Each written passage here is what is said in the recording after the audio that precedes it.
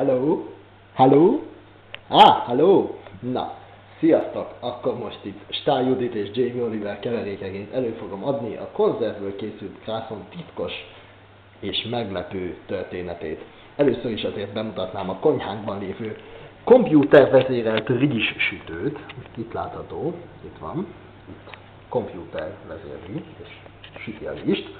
És természetesen a hagyományosabb modellt is láthatjuk, ahol nem komputer vezérli a rizssütőt. És egyébként angol utángyártás, teljesen gagyi szar. Na, szóval lássuk akkor a lényeget. Itt a hűtőszekrény, egy kis évéskamra, és nicsak, mi van itt? Konzervben készült krászon, így Just Roll néven található. Figyeljük meg, hogy hogyan kell csinálni, nézzük, olvassuk el előbb, úgyse látjátok, meg úgyis tisztára fókuszhiányos lesz a kép, na talán így. Na, itt van, akkor lássuk. Tisztelettel itt meg kell fogni, és el kell kezdeni tépni, így, és akkor itt van, hogy Open, Expose Line to Open, mindenkinek ide van írva. Tépjük. És akkor elvileg most már ki van nyitva ez a tároló edény. Hopp, alakul. És itt látszik is már, hogy szakad, és ott van benne a tészta. Azt a mindeni. Azért ez nem semmi, gyerekek. Na. Itt is van.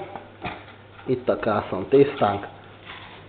Baromi nehéz egyszerre sütni is, meg operatőrködni is, de megoldjuk. Na, szóval itt a krászon tészta. Előveszünk valami tányért, vagy egyéb gondolatkört, amin ezt rendesen lehet hegeszteni. Nem. Ide leállítjuk egyenlőre. Nézzük csak, ez piszkos, az még piszkosabb. Na jó, legyen ez. Hát igen, így működik eljötteni. Na. Hát ezt most hogy csináljam, hogy lássátok is. Na talán így. Meg kell keresni, hogy hol a vége. Jó lesz. Igen, már csak egy kés kell. Lesz az is. Nyomé. Hol van? Na. Megbontjuk. Így. Látjátok, hogy perforálva van a tészta tulajdonképpen. Tehát így azért ez viszonylag egyszerű lesz.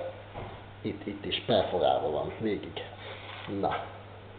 Akkor itt a perforációnál szépen elnyessük, lássa a kamera is, így szépen kihajtogassuk, ott a perforáció. Elvileg ebből a csodatésztából 6 darab krászon fog kijönni. Na menjünk csak szépen sorjában. Szóval itt van, ez itt 2 krászonnak a tésztája.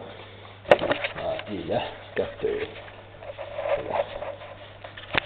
Szóval ez így 2-nek a tésztája, szépen ide tesszük a tányérra, és elvágjuk középen, bár, mint mondtam, perforálva van, úgyhogy úgy is lehetne.